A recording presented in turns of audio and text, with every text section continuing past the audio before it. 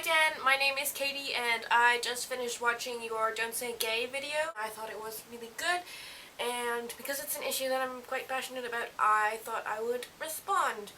I have my sticky notes here, so you can tell I'm super organized. In general, I agreed with everything you said. I just wanted to point out one other thing that came into my head when I was listening to you talk. And that's that I think that not talking about it does kind of the opposite of what they want it to, and that it makes it an issue. I mean, the way I see it, not talking about it reinforces the idea that it's different, that it's weird. If it's not something kids hear about at all until they're 12, they're going to think that this is not part of the normal world.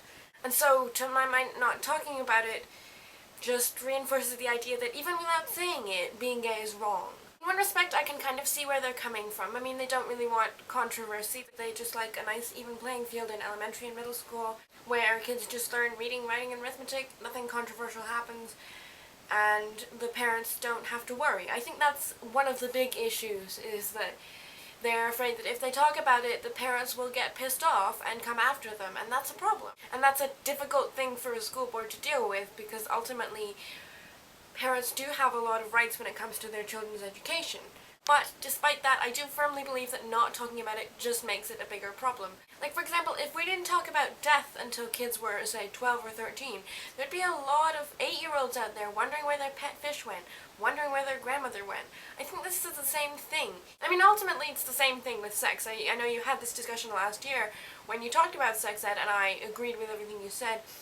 Then, I think that by not talking about sex, we make sex a big elephant in the room in our society. Because it's a part of life, you make it a big issue if you don't talk about it. At the same time, I don't think that teachers would need to go out of their way to talk about gay issues. I think they'd just discuss them if it came up. For example, continuing on the death analogy, say a 7-year-old came into his grade 2 class and he was pretty upset, and his teacher said, "Oh, what's wrong?" And he said, "Oh, well, my fish went away."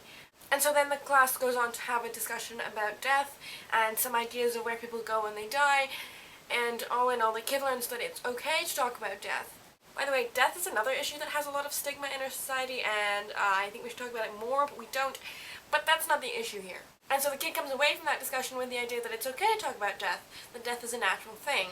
And I think it's the same idea with gay issues. Like, if a kid comes into class and he's a bit on edge and the teacher asks, "Oh, what's wrong?" Say the kid says, "Oh, my cousin has 2 dads. Is that normal?" In a world where teachers are allowed to talk about gay issues, then they would be able to have a discussion and say, yes, this is normal, this happens, it's not everybody, but it's not a bad thing, it's okay. And the teacher would be able to reinforce the idea that the important thing is to have 2 loving parents, and that it really doesn't matter who you like, and that you can be happy either way.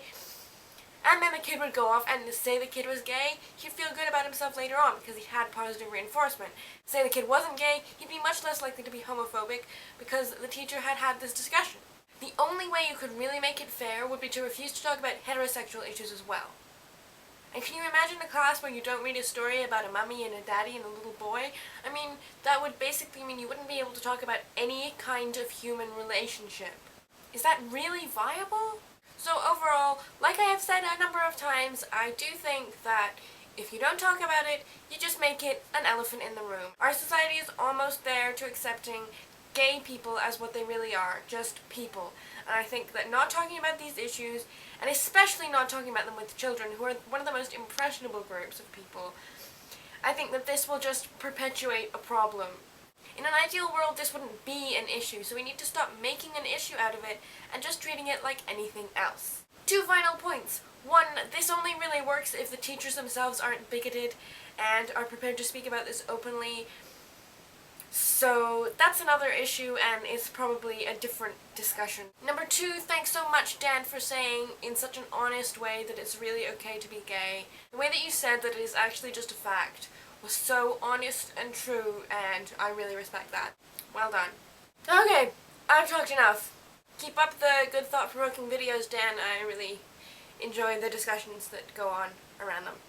Bye.